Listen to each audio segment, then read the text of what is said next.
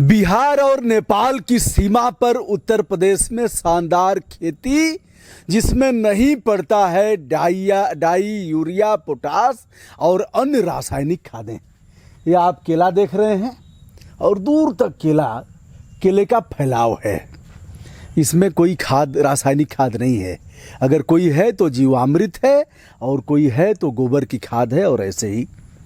चलिए हम बात करते हैं। और गन्ने की खेती है, हल्दी की खेती है, अन्य तमाम खेतियां हैं जो जिनमें रासायनिक खादों का प्रयोग नहीं होता। और ऐसे व्यक्ति ने शुरू किया है जो भारतीय वन सेवा के वरिष्ठ अफसर रहे हैं, यानी IAFS, और वह मुख्य वन संरक्षक के पद पर रहे हैं।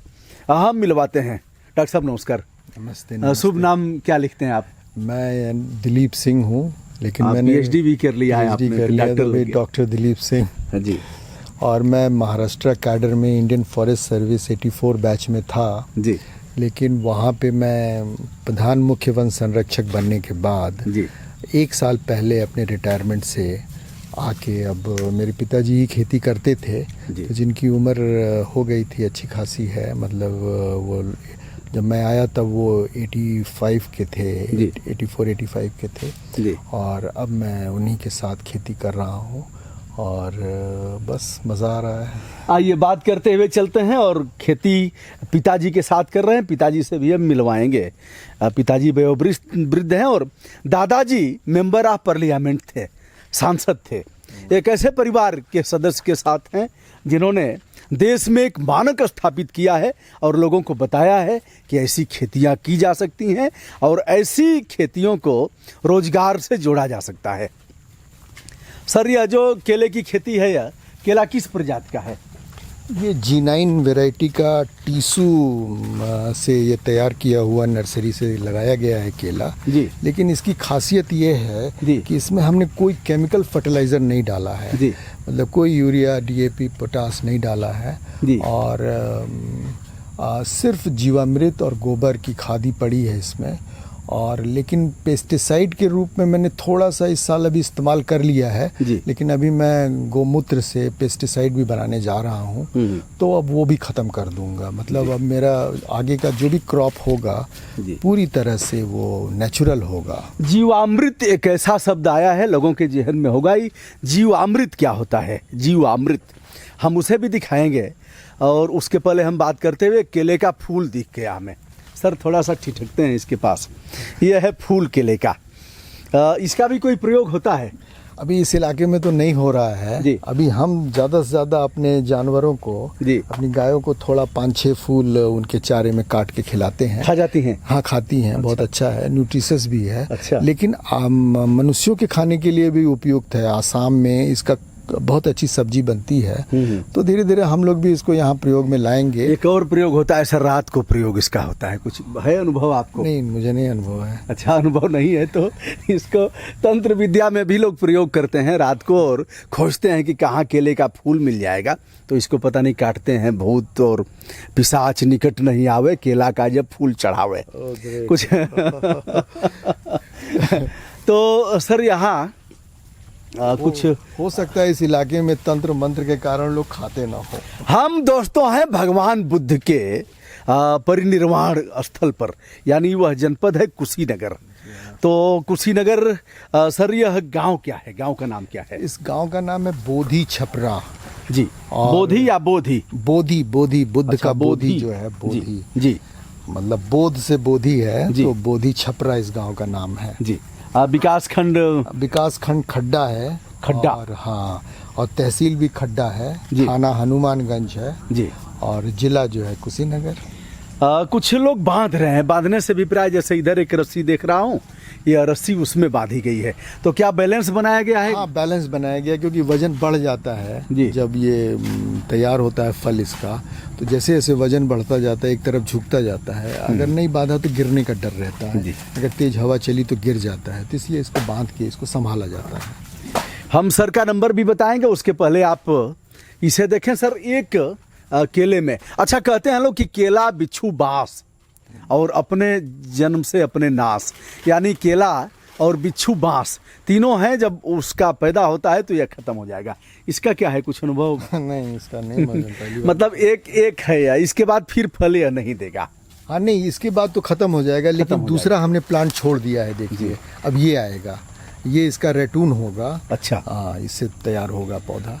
तो अब यह देखिए, यहाँ से यह निकल रहा है, यहाँ से यह निकल रहा है, और ये जैसे ही फल इसका कटेगा, इस पौधे को भी हटा दिया जाएगा। अच्छा, ऊपर से काट देते हैं तो जो इसका तना रहता है, हाँ। तने की ऊर्जा जो है ये धीरे धीरे नया प्लांट इसको सक कर लेता है, तो इसको मिल जाता है। अच्छा सर, तना काटेंगे और इसकी पत्तियां बड़ी बड़ी हैं, इस भोजन भी करते हैं लोग इस पर, केले के पत्ते पर। और तो अभी तो बहुत यह खाद हो जाएगा क्या? हाँ, बिल्कुल डिकम्पोज हो जाएगा, और इसके ऊपर जीवामृत पड़ता ही रहता है। अच्छा, तो पूरी तरह से पत्तियों के ऊपर जीवामृत छिड़केंगे? हाँ, मतलब डालते ही रहते हैं हम लोग रेगुलर इस पे। अच्छा सर, इसका कुछ आकलन होगा क्या, एक केले में कितने फल होते हैं, कितनी? ये 10 अगर बंच है तो उसको अच्छा मानते हैं, तो इसमें लगभग 10 है। इसमें कुछ तो हमारे जिसमें है 14, 15 भी थे। लेकिन अगर एवरेज वजन 25 किलो का रहा तो उसे अच्छी पैदावार मानते हैं। तो मेरा लगभग चल रहा है यही 24-25 किलो के आसपास चल रहा है। सर, इतने बड़े पद पर रहे आप, पूरा प्रदेश आप संभालते थे, प्रधान वन संरक्षक IFS भारतीय वन सेवा। आप गांव में आकर के और फिर यह सब खेती बाड़ी और सिवान में रहते हैं। सिवान माने बिहार का सिवान नहीं दोस्तों, सिवान यानी खेत खलिहान और सिवान। तो कैसा लग रहा है? कभी कभी यह नहीं होता कि कहाँ आ गए और रहते हम? नहीं, ऐसा नहीं लग रहा है, क्योंकि अब एक थोड़ा सा मैं अपने साथ एक पूरा एक सपना लेके आया हूँ जी। और मैं कोशिश कर रहा हूँ कि खेती को बहुत ही मज़ेदार बनाऊँ। खेती एक ऐसा वेंचर है जी। एक तो मैं इसको पूरी तरह से इन्वायरमेंट फ्रेंडली बना रहा हूँ, और मतलब इंक्लूसिव बना रहा हूँ, सस्टेनेबल और इंक्लूसिव। इंक्लूसिव से मेरा मतलब है कि मैंने एक टीम बनाई है अपने मज़दूरों की, अपने मैनेजर्स की, और उनकी मदद से मैं पूरी खेती कर रहा हूँ।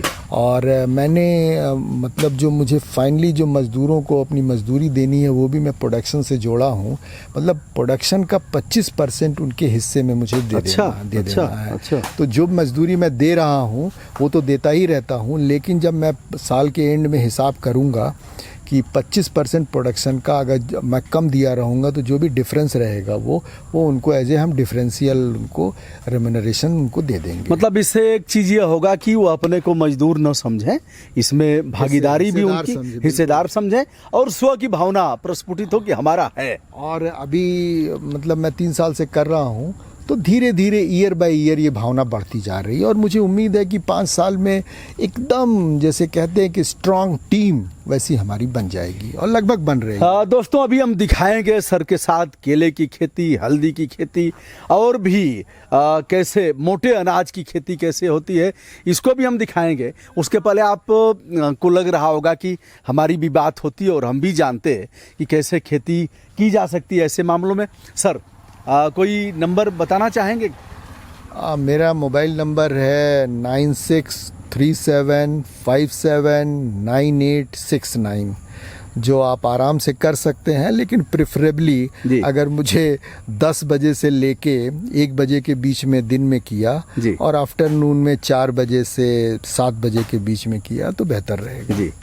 लोग अगर जानना चाहेंगे देश विदेश से कि कैसे की जाती है और हम भी कैसे कर सकते हैं, छोटे से सर, यह तो बहुत बड़ा आपका प्लाट है, इसका क्या रहस्य है? नहीं, ये हमारी पुश्तैनी खेती है, पिताजी मेरे करते ही थे जी। तो अभी मैं 30 एकड़ पे कर रहा हूँ खेती, और इसको मैं पूरी तरह से नेचुरल बना रहा हूँ। देसी गाय मैंने रखी है, और जिससे जीवामृत बना रहा हूँ, और जीवामृत ही अपने खेतों में डाल रहा हूँ, और थोड़ी सी टेक्नोलॉजी अडॉप्ट किया हूँ। जैसे गन्ना में लगाया हूँ तो रिंग पिट मेथड से लगाया हूँ, और मेरी कोशिश है कि गन्ने में जो मेरा बगल का प्लॉट है गन्ने का, वो भी आप देख सकेंगे कि रिंग पिट मेथड से मैं कोशिश कर रहा हूँ इस इलाके की एवरेज पैदावार लगभग 250-300 क्विंटल पर एकड़ है, जिसको मैं 1000 क्विंटल पर एकड़ के ऊपर ले जाने की। दोस्तों, अब ऐसे नहीं हम गन्ने के खेत में चल के ही बात करेंगे, तो आप हमारे साथ बने रहिए। और सर का नंबर हमने बताया एक बार, हम इधर से देख लेते हैं। आप केले के खेत में देख सकते हैं, इधर कुछ काट करके ऐसे काटा जा रहा है, और श्रमिक लोग लगे हुए हैं जिन्हें हिस्सेदारी भी मिलेगी, ऐसा कहना है डॉक्टर दिलीप सिंह जी का। आपको देख करके अच्छा लग रहा होगा, ऐसे फ़ोटो भी अच्छा आता है, इस तरह से अगर फ़ोटो खिंचवाएंगे तो अच्छा लगता है। तो दोस्तों, मैं हूं ब्रजभूषण दुबे, यूट्यूब चैनल ब्रजभूषण मार्कंडेय से। कुशीनगर में, कुशीनगर एक अगर देखा जाए तो देश का प्राण तत्व है, और यह नेपाल तथा बिहार से लगी हुई सीमा है, और यह पगडंडी है। यहाँ केचुए भी पैदा होते हैं भारी मात्रा में, और यहाँ से आप देख सकते हैं दूर तक आपको दिखाई देगा। काश ऐसी पगडंडियों पर हमें चलने का अवसर मिलता, काश जहाँ शोरगुल न हो, हार न हो, जहाँ पोल्यूशन उसका न हो, पेट्रोल और डीजल का दहन न हो, और जहाँ ऐसे फावड़े दिखें। क्या नाम है आपका? नागेंद्र निषाद। नागेंद्र निषाद, बहुत बढ़िया। यहीं के रहने वाले हैं जी। अच्छा, केला पका हुआ खाते हैं कि नहीं कभी? खाते हैं। अच्छा लगता है जी। केले की सब्जी भी होती है? हाँ जी। और क्या होता है? सब्जी भी होती है, और इसके कलंजर वंजर भी बनता है। बहुत बढ़िया। और बहुत यहाँ बढ़िया। का जो ऑर्गेनिक फसल है वहाँ बीमारी भी नहीं होती है। अच्छा, यह जान गए हैं ऑर्गेनिक क्या होता है? बहुत बढ़िया। लेकिन यहाँ का मेन बात यह है कि हम लोग को रोजी रोटी लगा रहता है। वाह वाह, लेकिन 200 रुपया पाते हैं 8 घंटे की। वाह वाह वाह, रोजी रोटी के लिए मजा है पर्यावरण के साथ। 200 रुपया, और अंत में जो सर ने कहा है वह इनकी हिस्सेदारी भी रहेगी। अब हमारे पूरी टीम को मन लगा के काम किया और पैदावार बढ़ी तो इनका भी बढ़ता जाएगा। सांसद जी का पोता, सांसद जी का पोता और भारतीय वन सेवा का जो अधिकारी रहा। चलिए कौआ जी से मिलिए एक बार। हाँ, ये देखिए सुरेंद्र कुशवाहा है, हमारे मैनेजर है। अच्छा, सुरेंद्र जी नमस्कार। नमस्कार सर। चलिए, सर के साथ जुड़े हुए हैं। जी सर। बड़ा मजा आता है, बहुत यहाँ अच्छा, आनंद आता है। तहे दिल से जुड़े हम हुए हैं। आपके साथ भी बात करते हैं, अभी आएंगे गायों के बीच। तो दोस्तों, मैं हूं ब्रजभूषण दुबे, यूट्यूब चैनल ब्रजभूषण मार्कंडेय से। अब चल रहा हूं गन्ने के खेत में, और दिखाता हूं गन्ने का गुड़, गन्ने की मिठास, गन्ने की लंबाई, और गन्ना चीभते कैसे हैं, और गन्ने की खेती कैसे होती है। धन्यवाद।